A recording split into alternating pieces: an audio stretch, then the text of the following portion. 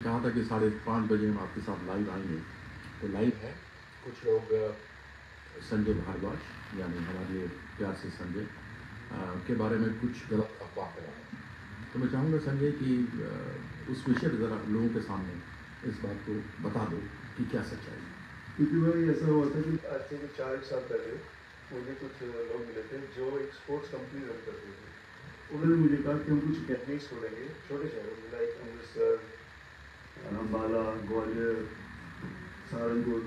तो और उनका बनाया उन्होंने ऐसा था कि 80% लोगों से पैसे लेंगे और जो पैसे 20% ऐसे लोग हैं जो अंडर प्रिविलेज बच्चे हैं उनको हम फ्री ऑफ कॉस्ट कोचिंग देंगे। तो आई लाइक द आइडिया।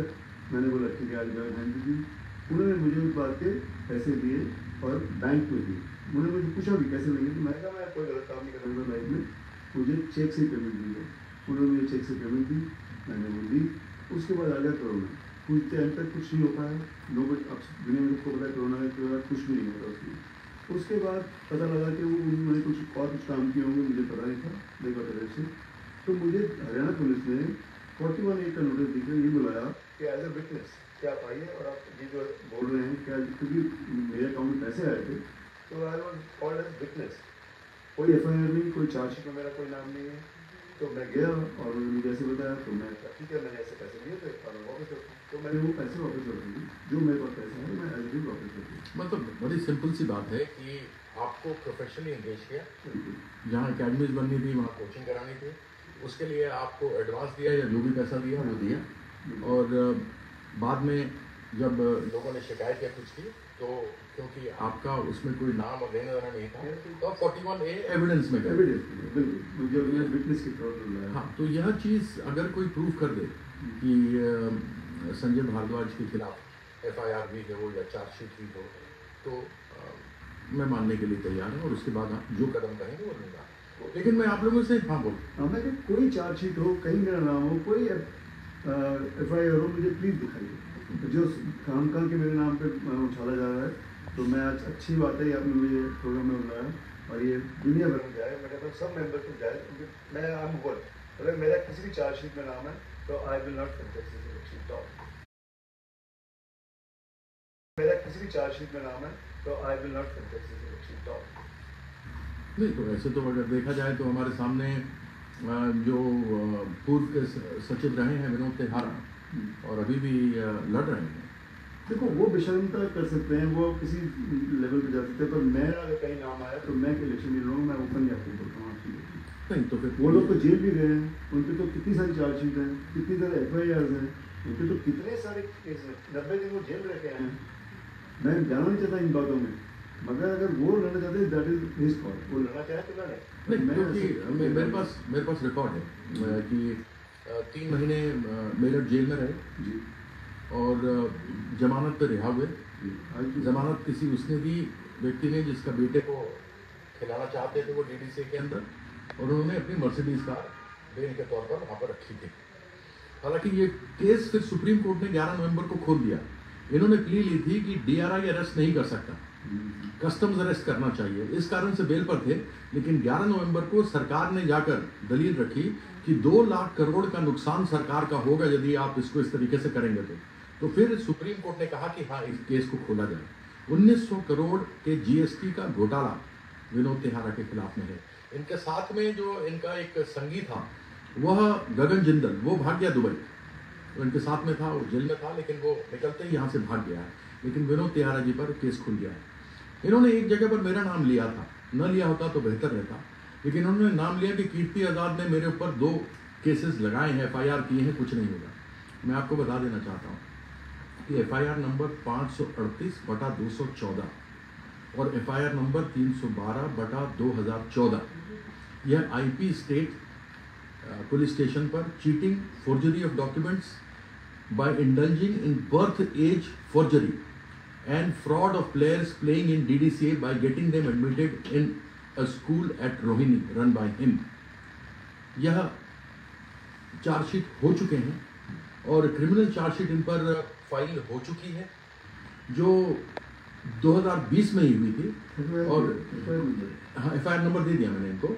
और मज़ेदार बात यह है कि अभी चीफ जुडिशियल मजिस्ट्रेट ने केस को पढ़ते हुए अरेस्ट वारंट निकाला इन्वेस्टिगेटिंग ऑफिसर के ऊपर। वो इन्वेस्टिगेटिंग ऑफिसर जो क्राइम ब्रांच की तरफ से इन्वेस्टिगेट कर रहे थे, जो 2020 में हुआ, 2024 तक उसके ऊपर कोई कार्रवाई नहीं की गई। इसलिए चीफ जुडिशियल मजिस्ट्रेट ने तुरंत कार्रवाई के लिए कहा। वारंट अब वो एसीपी बन चुका है, अरोड़ा उसका नाम था, पूरा नाम मेरे ध्यान में नहीं आ रहा है, वो एसीपी बन चुका है। उसके ऊपर बेलेबल वारंट लगाए गए, 5,000 रुपए का उसके ऊपर जुर्माना लगाया गया, उसको कोर्ट में बुलाया गया और फिर कहा गया कि आप सीपी से बताइए। अभी की बात है, 19 नवंबर की, कोई ज्यादा पुरानी नहीं है। ये भी इसको देख लें, अगर मैं गलत बोल रहा हूं तो मुझे बता दिया जाए, मैं वो सब कुछ करने को तैयार हैं जो सारे हमारे सदस्य हमें कहेंगे। तो जो चीजें हैं, क्रिमिनल चार्जशीट दायर है, एक बार फिर से मैं आपको बता देता हूं, 538/2014 538/2014 एंड FIR 312/2014 यानी FIR नंबर 312/2014 IP स्टेशन पर लॉज है। FIR हो चुकी है। इनका फिर डेट लग रहा है कि क्यों नहीं तुमने अभी तक इस चार्जशीट के ऊपर कार्रवाई की है, इसका देरी का कारण क्या है और कॉग्निजेंस इसका क्यों नहीं ले गया है। तो यह सारी चीजें हैं जो सामने हैं। उसके साथ ही आपको DRI कस्टम्स एक्ट एक्यूज्ड है, arrested by DRI and serve jail. The arrest memo shows illegal import of ₹1900 crore of perfume oil. और ये केस अभी सुप्रीम कोर्ट ने वापस कर दिया है, यानी कि हो सकता है कि फिर गिरफ्तारी हो सकती है।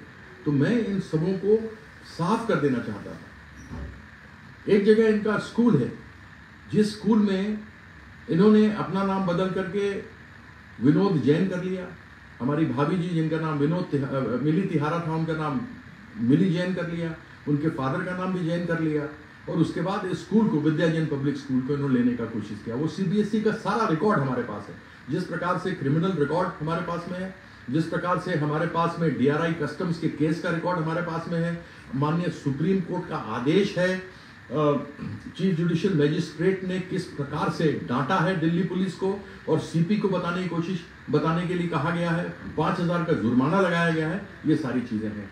यदि मैं गलत हूं तो मुझे बता दें, अन्यथा अगर ये बातें सारी सही हैं तो फिर विनोद तिहारा इसका जवाब दें।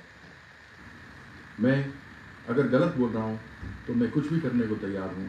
अगर यह बात सही है तो फिर वो रिजाइन करें। इतनी बात आपके सामने रखना चाहता था। हमारा बहुत ही स्पष्ट और सीधा मैंडेट है।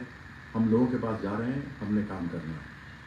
क्रिकेट को बेचा जा रहा है, जिस प्रकार से क्रिकेट के साथ अन्याय हो रहा है, डायरेक्टर्स के बच्चे खेलते हैं, पैसे दिए जाते हैं सिलेक्शन के अंदर, या इससे बड़ी और कोई दुखद बात नहीं हो सकती। मेंबर्स के लिए कोई फैसिलिटी नहीं है। मेंबर्स को पास दे करके एहसान जताया जाता है। यह मेंबर्स का राइट है कि उनको पास मिलना चाहिए। जगह जगह जितने भी क्लब्स में जाइए, देश में देखें, विदेश में देखें, दिल्ली में ही क्लब्स देख लें, सबके पास सुविधाएं हैं, लेकिन हमारे पास कोई सुविधा मेंबर के लिए है ही नहीं। और मेंबर कोई जाते नहीं। जब मेंबर जाएंगे नहीं तो प्रश्न क्या पूछेंगे। हम कटिबद्ध हैं। हम इस बात को लेकर पूरी तरीके से आपको वादा करते हैं कि हम मेंबर्स की फैसिलिटीज़ को बढ़ाएंगे, मेंबर्स के बच्चों को आगे मेंबरशिप मिले उसको देखेंगे। जो 60 साल से ऊपर हैं उनको लाइफ मेंबरशिप मिलनी चाहिए। मेंबर्स के लिए स्टैंड अलग से होना चाहिए। वो जब आए तब जाएं। उनका जो कार्ड मिलता है उसके ऊपर QR कोड होगा, उसके साथ में उनके स्पाउस को होगा जो सदैव जा सकते हैं। उसके अलावा 2 पासेस मिलेंगे जो वो अपने गेस्ट को दे सकते हैं। वो कहीं का भी हो सकता है, लेकिन वो मेंबर स्टैंड में रहेंगे। RP मेहरा जी हमारे लिए, मैं जब स्कूल में खेलता था या मेरे जैसे बहुत सारे बच्चे थे जिनको उन्होंने प्रोत्साहित किया। वो आते थे, लीग मैचेस देखते थे, बच्चों के स्कूल के मैचेस देखते थे, वहाँ खड़े बैठते थे, लड़कों का बच्चों का नाम पूछते थे। मैं और मेरे जैसे कितने बच्चों को उन्होंने आगे बढ़ाया है। मैं उनका कृतज्ञ हूँ। ओल्ड क्लब हाउस का नाम वापस RP मेहरा ब्लॉक होना चाहिए। इसको लेकर के हम पूरी तरीके से काम करेंगे और वो पुनः वापस उस नाम के ऊपर आएगा। हमारे बीच में हमारे स्वर्गीय चेतन चौहान, जिन्होंने कि DDCA में भी सर्व किया, बहुत लंबा सर्व किया, और उनके नाम से कोई स्टैंड नहीं है, ये बड़ा अनुचित है। हमारे वर्ल्ड कप विनर दिल्ली के कप्तान रहे मदन लाल जी, उनके नाम से कोई स्टैंड नहीं है। हमारे पास पटौड़ी जी के नाम से वहाँ पर हॉल ऑफ फेम है, लेकिन वह जो एक पुराना हिस्टोरिकल हेरिटेज है मूवमेंट, मुझे याद है जब अग्रसेन जी की बावली हेली रोड पर है, उसके लिए मैंने लड़ाई लड़ी थी कि वो हेरिटेज हो, वो बने, जब मैं MLA था 93 में। मेरा यही पुनः रहेगा कि जो हमारी ऐतिहासिक धरोहर है वह वापस उसी पुनः स्थिति में जाए। हम जीतेंगे तो हम उस स्थान को पूरी तरीके से वापस हेरिटेज स्टेज में लेके आएंगे। और एक चीज़ और बता दूं, हमारे सबसे पहले व्यक्ति जो दिल्ली से भारत के लिए खेले थे, खेल नहीं पाए, 12th मैन रहे थे, लेकिन वह पहले व्यक्ति थे और बहुत ही सुशील और अच्छे व्यक्ति हैं, काफ़ी बुजुर्ग हैं, 1952 में उनका नाम आया था। वह हैं हमारे प्रकाश भंडारी जी, आज भी हैं, भगवान उनको लंबी आयु दे। हम उनके नाम से भी कुछ वहाँ पर रखना चाहेंगे, जिससे कि हम अपनी विरासत को याद रखें। यह हमारा कर्तव्य है, यह हम लोग बिल्कुल दोनों ने मिल करके तय किया है। मेंबर्स की फैसिलिटीज़ बढ़े, वो उसके बारे में बता चुका हूँ। क्रिकेट के अंदर सुधार आए, एक से एक टॉप क्रिकेटर्स को हम लें, और जो गरिमा रही है दिल्ली की, वह क्रिकेट में ही नहीं, लेकिन मेंबर्स को भी जो सुविधा और क्लबों की तरह मिलनी चाहिए, वो पूरी तरीके से हम करके दिखाएंगे। मुझे ये ध्यान है कि हमसे पूर्व में जो आदरणीय रजत शर्मा जी 1.5 साल तक यहाँ पर प्रेसिडेंट रहे, उन्होंने काफ़ी अच्छा विचार किया था इसको बनाने के लिए। हम जीतेंगे तो हम उनसे जाकर उनसे उनके सुझाव लेंगे कि वो कृपया हमें बताएं कि किस प्रकार से वह आगे बढ़े थे, जिससे कि हम उनके जो सपना था उसको पूरा कर सकें। वो सपना जो हम भी देखते हैं, जो उन्होंने उस समय देखा था, उसको हम पूरा कर सकें। मैं सभी अपने समर्थकों को, जैसे सुनील जैन जी हैं, ट्रांसफरेबल, वही तो मैंने पहली बात कर दी कि मेंबर्स के बच्चों को उस तरफ वापस उसका मेंबर बनाया जाए। तो यह सारी चीज़ें हम रखेंगे और आपके बीच में आते रहेंगे, आपके समक्ष बात करते रहेंगे। लेकिन याद रखिएगा, ये क्रिमिनल रिकॉर्ड मैं नहीं बोल रहा हूँ, ये सरकारी दस्तावेज हैं, और जब ये सरकारी दस्तावेज दिखाए जाते हैं तो पुलिस इसके ऊपर कार्रवाई करती है, और अगर पुलिस ही साथ हो जाए तो फिर क्या कहा जा सकता है देश के कायदे और कानून का। तो मैं आप सबों से अभी विदा लेता हूँ। आपको कुछ बात रखनी तो आप रखिए। अपने समर्थकों को बता दीजिए जो हमारे सीनियर लोग हमारे साथ जुड़े हुए हैं। सुनील जैन जी, हाँ, हमारे सीनियर लोग भी जुड़े हुए हैं। हमारे सुनील जैन जी हमारे साथ में हैं, हमारे साथ विकास सिंह जी हमारे साथ हैं, जो सुप्रीम कोर्ट के लॉयर एसोसिएशन के प्रेसिडेंट भी रह चुके हैं हमारे साथ। और आप भी बताएं ना। हाँ, कई लोग और भी जुड़े हुए हैं। अजय शर्मा जी हैं, सलिल सेठ जी, सलिल सेठ हैं, गौतम दत्ता जी हमारे साथ हैं, सुनील बहादुर जी हमारे साथ हैं। तो मैं चाहता हूँ इन सबको भी हम साथ लेके चलेंगे। और एक बात मैं और कहना चाहता हूँ भाई, विद योर परमिशन, कि इन चीज़ों को लेके मैं चैलेंज करता हूँ कि वो आए और मेरे से डिस्कशन करें 1-to-1। I am ready for that. हाँ, मैं ये कह देता हूँ कि 2 सचिव के उम्मीदवार हैं। एक तरफ विनोद तिहारा है, जिनके ऊपर पूरी चार्जशीट हमने आपको बता दी है। दूसरी तरफ संजय भारद्वाज है, जिन्होंने बताया कि 41A में बुलाया गया था, न चार्जशीट है, न कोई FIR है। तो दोनों आमने सामने बैठ जाएं, जो जगह बोले वहाँ बैठ जाते हैं और लाइव डिस्कशन कर लेते हैं। जो भी करना चाहिए, दूध का दूध और पानी का पानी होना है।